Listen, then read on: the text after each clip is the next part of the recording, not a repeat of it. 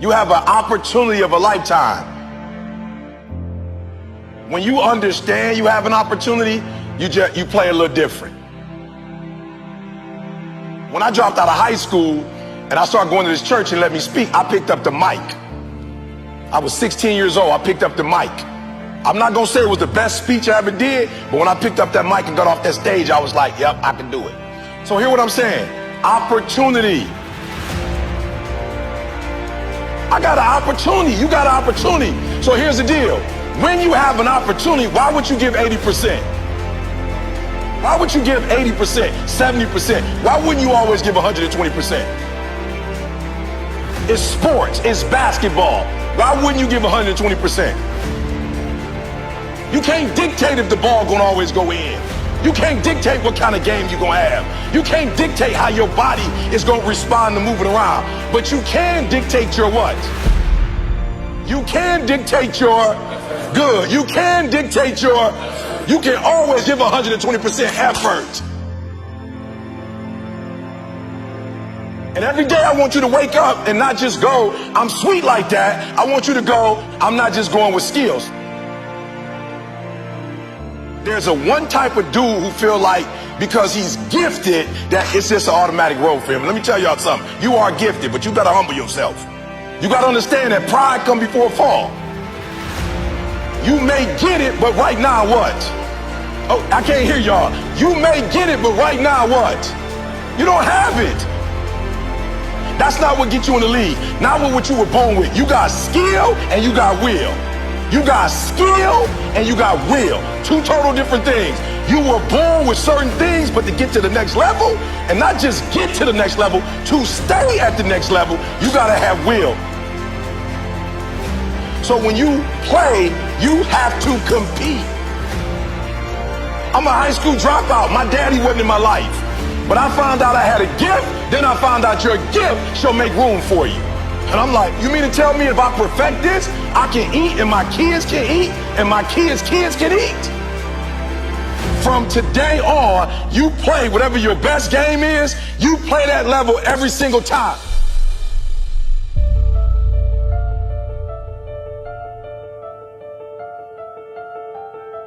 So some of you like me, I ain't have my daddy. Right, I'm from Chicago, South Side. I had my father in my life. I don't know who my grandfather is. My mom got pregnant with me at 17 years old. I didn't have the people in my life that were supposed to be in my life, so I made some stupid decisions, dropped out of high school, homeless, living in abandoned buildings, eating out of trash can. I promise you, if a speaker came, I was like some of y'all, I wasn't saying nothing, but guess what happened? Guess what happened? Yup, one day I got a why. I got married, I had a son, and everything changed for me. That's why I'm asking you, who do you love? So when people ask me, E.T., why you get up at 3 o'clock in the morning? Why you putting videos up every day at 3 o'clock in the morning on Instagram? Number one, because I want to be the best that ever done it. Like, I honor my craft. I want Dr. Martin Luther King to look at me and go, that's it, kid. I want Malcolm X to look at me and go, that's it, kid. Just like you got the Hall of Fame in basketball, I want to be the Hall of Fame in speaking. I want all the greats to look at me and go, that's it right there. Number one, I'm competing against everybody else in the world. I'm not mad at them, I'm not against them, but when you number one, you don't have to negotiate with your check. I remember when I was like number 25 or something, they would be like, okay, you got to fly here, you got to fly. Now I tell people how I fly. I tell people where I stay, where I don't stay. So number one in the world, what happened? One day I woke up and was like, I got to do this for my wife. Like, I don't know what happened, but she called me like, yo, E, I'm lost. I'm like, what you mean we lost? We live in Lansing, you can't be lost. She's like, I'm lost, I got a brain fog. Took her to the hospital, found out she had MS.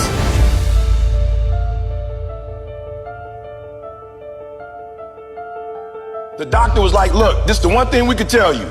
Stress caused MS. I told my girl, you will never work again. My son, I didn't go to college. When you finish high school and go to Michigan State, I'm cashing you out. I found out I had a gift. I started thinking about what my mom need, what my sisters need, and a lot of y'all, you selfish, flat out. How many of you in this room? Some of y'all, you good. You don't make it to the league, you tight work. That ain't all y'all. How many of y'all, your mama really need you to go to the league? Let me see your hand. Hands down. I'm gonna say it again. How many of y'all need to move your mama out that neighborhood and y'all need to put your mama in another neighborhood and the league is how you gonna get there? Let me see your hand. So what I'm trying to tell you is, while you playing, it might be some cats in the league who really are going or who do come from privilege and you like thinking you them. I promise you, I ain't stupid. I ain't Tony Robbins. I don't come from where he come from. I don't come from where Kiyosaki come from. I don't come from where Zig came from. My mama barely finished Dunbar. I'm from the south side of Chicago. I ain't had no safety net. You acting like if you don't make it to the NBA, you got like some second opportunity that's gonna pay you $100 million. How many of y'all in the room right now, your mama got a safety net? So, other than you making it to the league, you got another way where you about to make $100 million. Let me see your hand real quick. For real, because that's what you acting like. Now, if your parents got that, hey, you good. But some of you, your mama ain't got that. So when you hoop from now on, I don't want you to see basketball. I want you to see your mama getting out the hood. So every time you get your handle straight, your mama is that closer to doing what?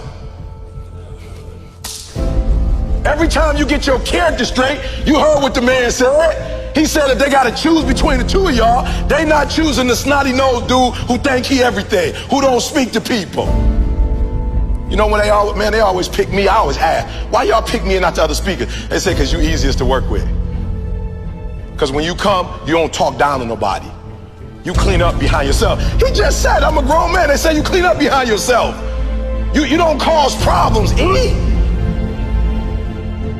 Number one, this is not about basketball. This is about who? Yourself and then who? Your family. So the days you don't feel like working out, it's easy. How do you get motivated? How you get pumped up? You think about mama and that feeling on draft day. And which one is more important? You get some rest or mama coming to the draft? I'm just being real. Which one is more important? So somebody locking you down, you trying to score and they locking you down. Like in your mind, you got to go, uh-oh, this ain't just about me getting locked down. This is about mama not having what? This mama not having what? Food.